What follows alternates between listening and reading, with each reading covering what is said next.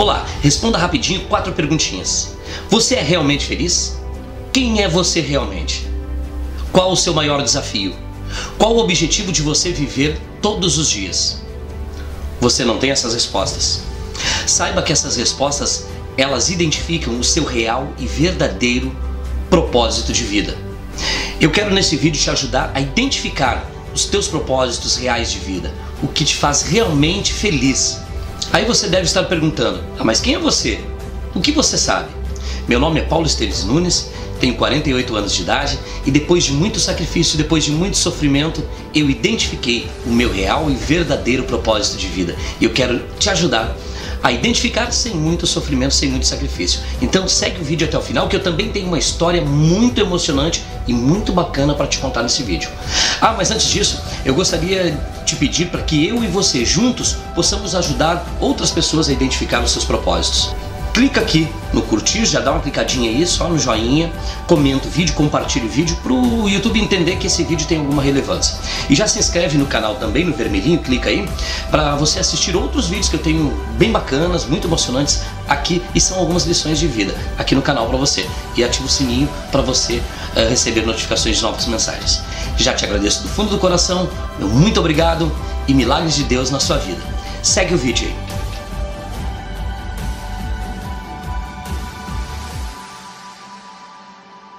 A história que eu vou contar agora é verdadeira e aconteceu em São Francisco, na Califórnia. Um soldado que finalmente voltava para casa depois de ter lutado no Vietnã, ligou para os seus pais quando chegou em São Francisco. Mãe, pai, estou voltando para casa, mas eu tenho um favor a pedir a vocês. Eu tenho um amigo e gostaria de trazer comigo. Os pais disseram, claro, nós adoraríamos recebê-lo. Mas há algo que vocês precisam saber, continuou o filho. Ele foi terrivelmente ferido numa luta, pisou em uma mina e perdeu um braço e uma perna. Não tem nenhum lugar para ir e precisa de cuidados especiais. Por isso, eu gostaria que ele fosse morar conosco. E os pais responderam, filho, sentimos muito ouvir isso, mas nós talvez possamos encontrar um outro lugar para ele morar. E o filho respondeu, não, eu quero que ele venha morar conosco, ele precisa de cuidados especiais. Filho, você não sabe o que está pedindo. Alguém com tanta dificuldade seria um grande fardo para nós. Nós temos nossas próprias vidas, nossos compromissos e não podemos deixar que uma coisa como esta interfira no nosso modo de viver. Acho que você deveria voltar para casa e esquecer esse rapaz. Com certeza ele encontrará uma maneira de sobreviver por si próprio. Existem muitos casos como o dele e com certeza ele vai encontrar ajuda. Neste momento o filho bateu o telefone. Os pais não ouviram mais nenhuma palavra dele. Alguns dias depois eles receberam um telefonema da polícia de São Francisco. O filho havia morrido depois de ter caído de um prédio. A polícia acreditava em suicídio. Os pais angustiados voaram para São Francisco e foram levados ao necrotério para identificar o corpo do filho. Eles o reconheceram, mas para o horror de ambos, descobriram que o filho deles não tinha um braço e uma perna. Os pais nessa história são como muitos de nós. Todos os dias tratamos o nosso propósito de vida desse jeito. Esse propósito é o que nos faz realmente felizes.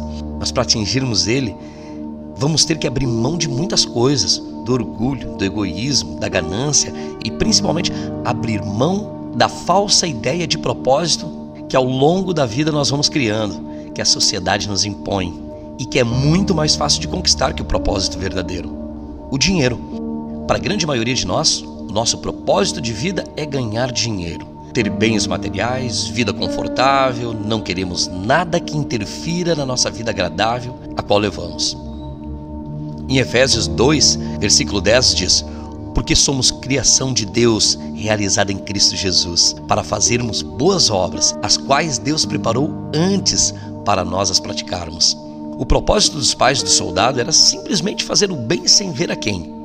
O retorno do filho para casa, mesmo com todas as dificuldades, traria um novo ânimo, um novo objetivo de vida e principalmente a felicidade por completo daquela família, por ter de volta ao lar o seu filho amado. E o que eles fizeram com seu propósito? Ter a felicidade plena pela realização do nosso propósito é mais fácil compreender do que imaginamos. Mas como identificar o meu propósito? A primeira coisa que devemos reconhecer nesse processo é que o propósito vem do Senhor. E se não reconhecermos Ele na nossa vida, jamais teremos capacidade de viver o nosso propósito e sermos felizes de fato. Em Eclesiastes capítulo 3, versículo 11, diz: Ele fez tudo apropriado ao seu tempo. Também pôs no coração do homem o anseio pela eternidade. Mesmo assim, ele não consegue compreender inteiramente o que Deus fez. Em segundo lugar, devemos seguir os passos de Jesus com os dons que Ele nos deu quando nascemos. Você já nasceu com um pacote completo, com coragem, com otimismo, com entusiasmo, com superação, com persistência. Só para você ter uma ideia, você não vai lembrar. Mas do primeiro ao terceiro aninho, sem saber nada da vida, você aprendeu a falar, você aprendeu um idioma e aprendeu a se comunicar. Hoje, para fazer um curso de inglês, uma faculdade, é muito difícil. Encontra empecilho em tudo. São 2 anos de curso, são 5, 6, 10 anos de faculdade. É muito caro, não tenho tempo para isso. Do primeiro aos 3 aninhos, você aprendeu a caminhar. Caiu, esfolou o joelho, ralou a mão. A mãe pegou você no colo, deu carinho. Mas o que você fazia? Você se sacudia todo para quê? Para voltar ao chão, lá onde você se machucou, e tentar de novo, recomeçar. Se pudesse, o seu eu criança hoje te daria um puxão de orelhas para você aprender a viver e cumprir o teu propósito. Nós viemos aqui para sermos felizes. Jesus não morreu numa cruz com tanto sofrimento, injustamente, e cumpriu o propósito dele para que as coisas dessem errado na sua vida como estão dando hoje. Ele morreu na cruz apenas para que você não termine sofrendo como ele sofreu. Sabe qual é o segredo do seu propósito? É servir ao mundo. Isso mesmo, parece heresia, né? Mas é isso mesmo, servir ao mundo. Quando você reconhece e aceita Deus na sua vida, quando você segue os passos de Jesus para o bem da humanidade, quando você reconhece que Deus não precisa de você, que você precisa de Deus, quando você reconhece que o mundo precisa de você agindo em nome de Deus, fazendo bem sem ver a quem, amando e ajudando o teu próximo, perdoando 70 vezes 7, sendo o sal da terra, fazendo a diferença entre os homens, é fazendo isso que você terá reconhecido o teu propósito. Mas como colocar ele em prática? É mais fácil ainda. Conheci muitas pessoas dentro de igrejas servindo ao Senhor de todo o coração, pregando, adorando, envolvido e enfurnado dentro da igreja quase 7 dias por semana, mas esqueciam de cuidar, de tratar, de caminhar e sofrer ao lado das pessoas que realmente precisavam delas.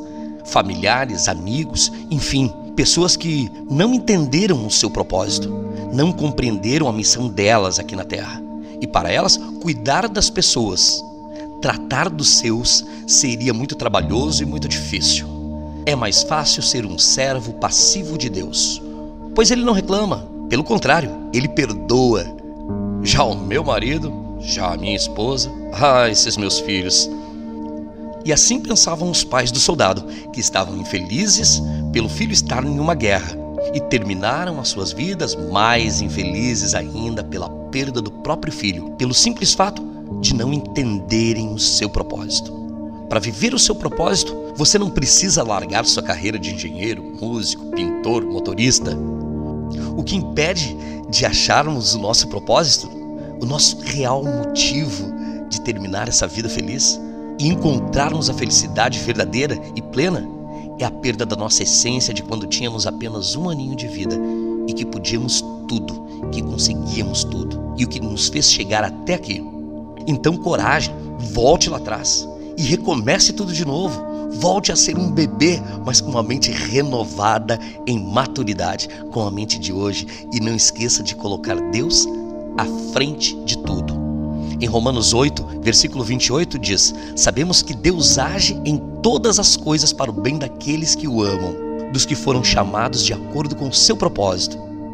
Não passe a sua vida inteira preso ao passado, sofrendo com o presente e iludido com o futuro, sem entender o seu propósito.